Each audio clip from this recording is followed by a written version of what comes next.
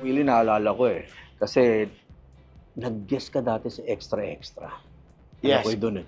Yung Andrew tumalon E. yung tumalon si Ethel. Ethel Buba doon sa bungee jumping. Alam mo, nasa ABS kami, 7 yung show na yun. Lahat kami nanood, 1 linggo. 1 linggo nyo na stretch yung talon na yun. Pero nung tinitingnan namin yung ratings, hanep yung ratings. Alam mo ba kung ano yung storya nun? Hindi ko maalam, pero... The story is, Oh. kinuha ko ni Marge, siyang EB. I think nag-channel 2 rin si Marge, no? Nung after. Kinuha niya ako, tapos Andrew E., Francine Prieto, saka si Michelle Baile. Yun. Magkakapartner kami. So, noong una, talaga nag-presyo ako. Sabi ko, ayokong gawin yan. Ayokong kumakain. Guest lang, di ba? Guest. Guest lang ako. Oo.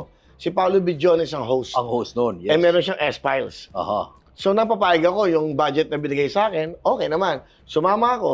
Pagdating sa airport, may cameraman na. Tinakpan na kami. Sa aeroplano pa lang. Eh, ginawa ko ng comedy from the start. Ang galing nun. Di ba? Kahit di ako naiihi ako. Ang galing nun. Sakit ng tiyan ko. Yung gumagawa ko ng paraan. In fact, yung pagtanim ng Ethel Buba doon, in-script ko na lahat yun. Ako na talaga Oo gumawa. nga, parang- Kasi si Paolo, bumalik ng Manila. Nandun kami sa Bali, Indonesia. Kaya siya bumalik, meron siyang S-Files. Alam mo, ginawa ko, sabi ko kay Marge, ako na lang mag-host. Ang gawin natin, yung 2 babaeng tatanong ba? Oh. Papayag ba yun? Ako bahala. Bakit tingin mo inabangan ng mga manonood? Highest rating yun anong panahon na yun, ha? Bakit nila inabangan ng 1 linggo? 1 linggo yun na nung Biyernes lang ata tumalon si Ethel Buba. Bakit tingin mo inabangan ng ganun katagal? Well, kasi very natural eh. Ang galing din naman ni Ethel eh. Saka si Ethel Timing, talaga, no? yung timing. Saka, nagulat talaga siya. Talaga kinuntsaba ko yung cameraman, kinuntsaba ko si Marge. Sabi ko, ito gawin natin. Oh, tapos nung nakita kong pasakay kami ng elevator, may mga babala. Hindi ba yung daga? Pero alam ko, hindi na kami. Tapos sabi ko, Ethel, ganito. Gusto mo bang sumikat? Ay, ayaw nga ng una. Uminom pa yung bago tumalon. Oo. Ang nakakatawa kay Ethel sa kay Francine, nung unang talon na Ethel, umiiyak siya. Nung tumalon siya, iyak na iyak. Umulit pa. 2 beses. 2 beses. Nagustuhan niya. Yun. I think kaya nag-rate yun is walang script. Walang script, ano? Walang script, walang At talagang nag-direct. yung timing, hawak mo. Kontrolado mo. After that, dumawag sa akin si Mr. Jake Maderaso. Yun na yun eh. Yun na yun. Walang yaka. Nag-uusapan ka dito. Bakit po? Taas ng rating mo, parang 57% yata yun. Oo, kalahati. Lampas kalahati. Sabi niya, grabe ka. O, gusto papakausap ka daw ni Gabi ulit. Gusto ka daw pabalikin. Parang mga ganon. Yun. And then after that, nung kinausap ako ni Marge. Sabi ni Marge, meeting tayo. Kami Oo. dalawa ni Ethel, si Paolo Bidjones, saka isang famous na model yun eh. Pag naalala ko, Matagal na panahon na kasi lumipas. hindi, kasi nawala si Mariel, di ba? Aha. Nawala si Pamela, parang gano'n. Yun ang mga nangyari doon, naghanap sila ng co-host. And then after that, biglang tumawag na sa akin ng ABS. Yun na yun. Yun na yun. Pinili mo ABS. No? Hindi kasi, wala pa nang mga concrete na offer yung GMA noong time na yun. At ang unang mong lipat sa ABS, Current Affairs. Pagbalik. Sa grupo namin. Oo, tama. Diba? Willingly Yours. Willingly Yours. Yun. Alam niyo ba yung Willingly Yours? Mhm. Yan yung unang nagpulubi ako. Yun. Yan yung unang-unang... Saka ito sabihin ko sa'yo, aminin niyo na, wala kayong pera, ako nag-abono. Yun. Tama. Nag-check-in kami sa motel kasi wala kami matulugan Current Madaling Affairs araw. eh. Walang pera During that masyado. time, wala ABS, talagang budget. Si Tita Arlene de Castro ang kumuha nun eh. Yun. Saka si Tita Mirna de la Tita Torre. Mirna de la Torre. So, nag-meeting tayo doon sa baba. Natuloy yun, naging ang title ng gusto ko, Willingly Yours. Kasi naging mother-in-law ko si si Mami Helen Bella. Yun. Oo. Lovingly Yours. Parang yun ang take-off nun eh. Yun ang take-off. Binan mo, di ba? Tama, Yung binan sikat- ko. Sa Kaya mga ginawa. masyadong bata di nakakaalala yung kay Helen Bella is yung Lovingly Yours. long-running TV show yun na Yun sikat ang, na sikat dati. yun ang nagre-rate ng siesta time. 2:30, after ng GMA Super Show ni Kuya James, Helen Bella na, Lovingly Yours. For 921 years, walang tumatalo doon. Wala, oo. Nagkaroon ng maalaala mo. Institution Kaya- sa mga nakakaalala. Mhm. Yun. Yun Pero, yun ang time na si Princess, Porcelain, yung first wife ko. Yun. Kaya nagkaroon ng relationship dun sa Lovingly Yours sa Willingly Yours. ang nangyari dyan sa Willingly Yours eh parang patikim lang yan eh. Dahil ang talagang ata tingin ko ang pinakapakay ng ABS-CBN nung kabilang network is talagang i-launch ka dun sa ano. I think, nawagan ako ng FMG. Yun, Lilipat na kita sa noon time, balik ka sa MTV. sa entertainment. Kasi para alam niyo lang, 3 beses po ako ng MTRCB na suspended. And then 3 beses din ako tinanggal ng ABS. Terminated talaga. May araw na magpapasko na I was terminated, hindi dumarating sa akin. So, yun ang totoo nun. 3 beses ako na-suspend. Yung kapilyohan, yung kabastusan. Siyempre, minsan wala ka ng control. Nag-i-enjoy kayo. Ako, Randy, si John. So, hindi namin nakikita yung may borderline na gano'n. So, nagkakaroon ng mali siya na, no? Humingi ng tawad. And then, you will be surprised kasi yung pangatlong beses ako na-terminate ng ABS, yung pagbalik, nung pinatawag ako ni Ma'am Charo, kaming dalawa lang, nagulat ako. Kasi Solo. nung kinusap niya ako, sabi niya, ano ba gusto mo?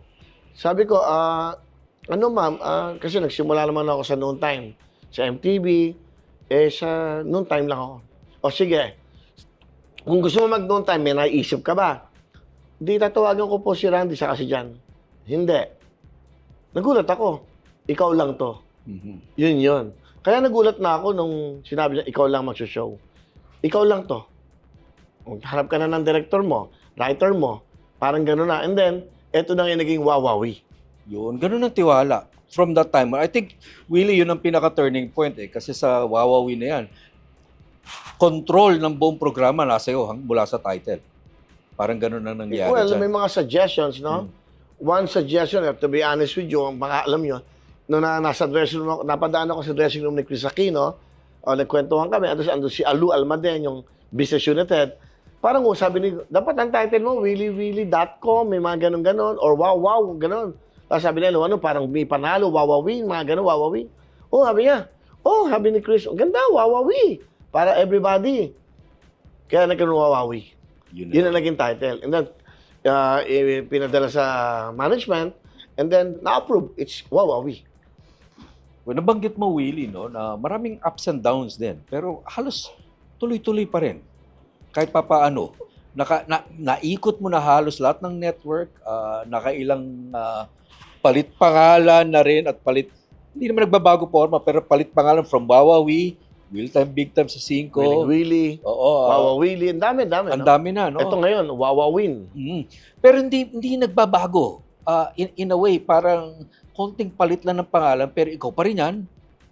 Ikaw pa rin talaga nagdidesisyon sa lahat. Ganun no?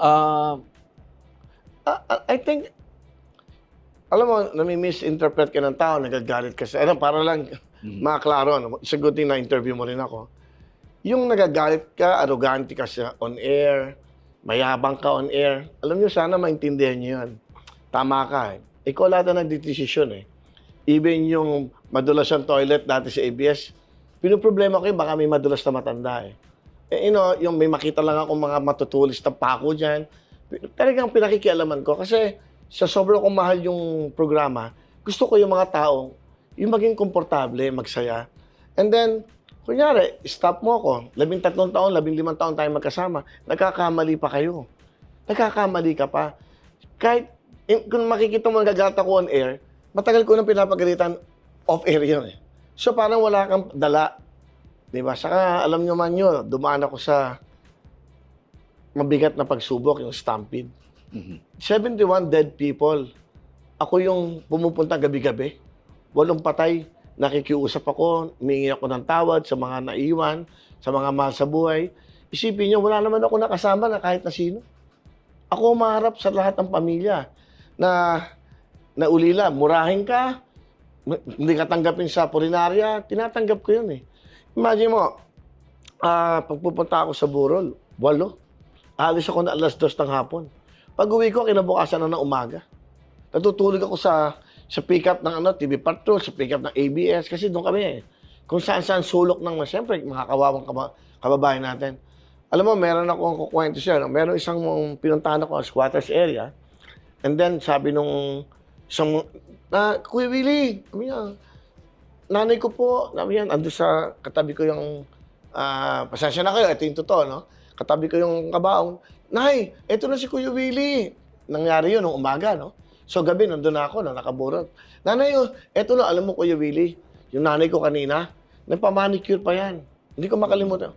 Alam mo bakit? Kasi daw, baka mahawakan mo siya. Sabi niya, magaspang yung kamay niya. Alam mo kasi, labandera lang po nanay namin. Bigla na umiyak. Yung mga kwentong ganun nadidinig mo sa tenga mo lang, hindi naman nadidinig ng ibang tao yun. So yaya ka, alam mo, labandera lang po nanay namin. Nahiya daw siya, baka may kalyo. Baka magalit ka daw pag matigas yung kamay niya. Nakakaya daw. Pili mo, napalinis pa ng kamay yun kanina. Excited siya, binili na namin siya ng damit para daw pag nakita mo. Bigla, yung mga nadidinig mo salitang ganun, ngayon ko lang to isasabihin sa inyo lahat. Yung pinagdaanan ko na yan sa Stampede. Humingi ako ng paumayan hanggang ngayon, tawad sa nangyaring yan. Siyempre, napakahirap na maging maulila ka.